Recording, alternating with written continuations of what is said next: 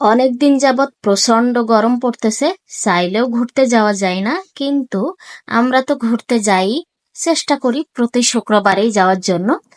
তো দিনের বেলায় বের হই না, প্রচন্ড গরম। সন্ধ্যাবেলা বের হই, মানে রাতের বেলা। রাতের বেলা দূরে তো আর কোথাও যাওয়া যায় না, আশেপাশে কোথাও যাই, তাও বের হতে হবে।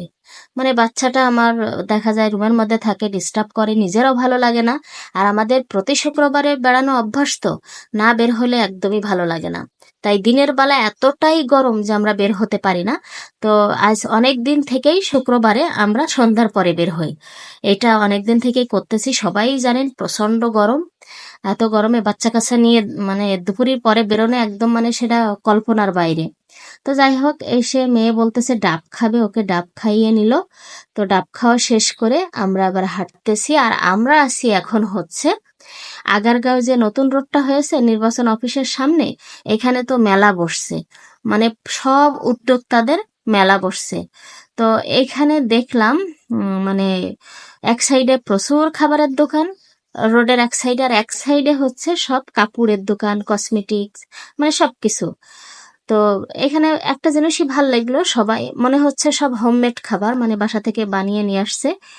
আর নিজের ইচ্ছা, মানে আর এইখানের এই খাবারটা আগে বলি, এটা হচ্ছে বুফ সিস্টেমের খাবার। মানে আপনার এখানে বিভিন্ন রকম চাইনিজ আইটেমও আছে। আর সাথে 1 গ্রাম খাবারের দাম 80 পয়সা। তার মানে আপনি যতটুকু নেবেন আপনার ওজন করে দেওয়া হবে, সব খাবারের দাম সমান। আপনি শুধু বেছে বেছে নেবেন যে কোনটা নেবেন, একদম সেম বুফে খাওয়ার মতো।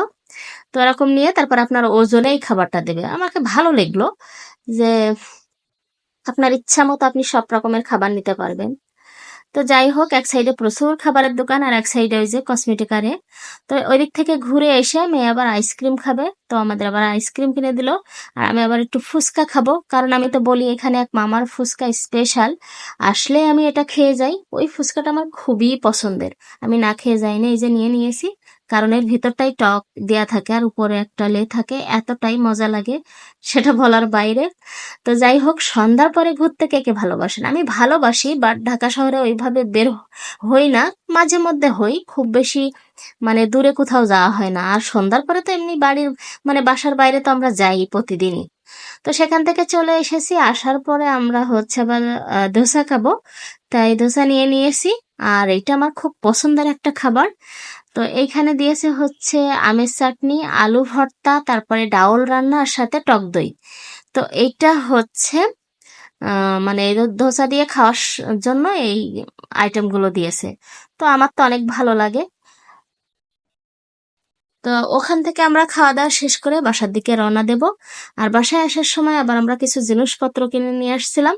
এটা সব সময়ই হয় যখন দেখা যায় আমরা বাইরে যাই, আসার সময় এই যে দেখেন সংসারের কাজের জিনিসই নিয়ে আসছি, সমস্যা নেই। তো সবাই ভালো থাকবেন, ছোট্ট একটা ভিডিও দিয়েছি, কেমন লেগেছে সবাই কমেন্ট করে জানাবেন। বিদায় নিচ্ছি, আল্লাহ।